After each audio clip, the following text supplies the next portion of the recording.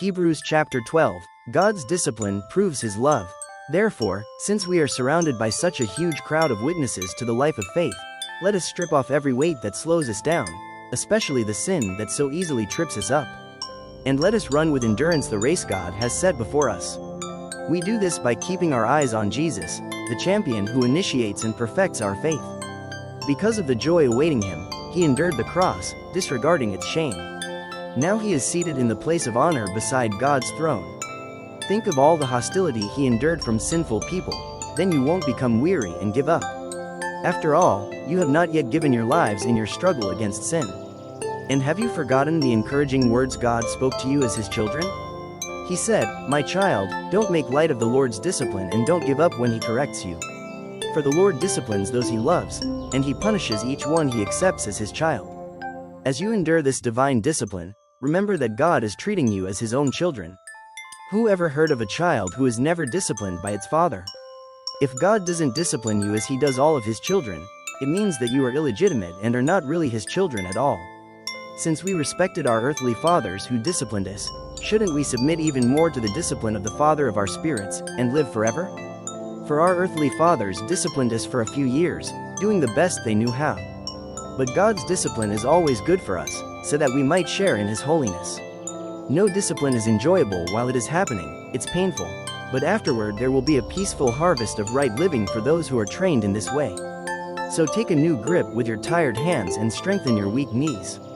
Mark out a straight path for your feet so that those who are weak and lame will not fall but become strong.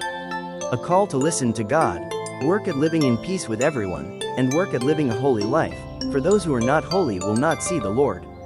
Look after each other so that none of you fails to receive the grace of God. Watch out that no poisonous root of bitterness grows up to trouble you, corrupting many. Make sure that no one is immoral or godless like Esau, who traded his birthright as the firstborn son for a single meal. You know that afterward, when he wanted his father's blessing, he was rejected. It was too late for repentance, even though he begged with bitter tears. You have not come to a physical mountain, to a place of flaming fire, darkness, gloom, and whirlwind, as the Israelites did at Mount Sinai. For they heard an awesome trumpet blast and a voice so terrible that they begged God to stop speaking. They staggered back under God's command. If even an animal touches the mountain, it must be stoned to death. Moses himself was so frightened at the sight that he said, "I am terrified and trembling." No, you have come to Mount Zion, to the city of the living God, the heavenly Jerusalem, and to countless thousands of angels in a joyful gathering. You have come to the assembly of God's firstborn children, whose names are written in heaven. You have come to God himself, who is the judge over all things. You have come to the spirits of the righteous ones in heaven who have now been made perfect. You have come to Jesus, the one who mediates the new covenant between God and people, and to the sprinkled blood, which speaks of forgiveness instead of crying out for vengeance like the blood of Abel. Be careful that you do not refuse to listen to the one who is speaking. For if the people of Israel did not escape when they refused to listen to Moses, the earthly messenger, we will certainly not escape if we reject the one who speaks to us from heaven. When God spoke from Mount Sinai, his voice shook the earth, but now he makes another promise. Once again I will shake not only the earth but the heavens also.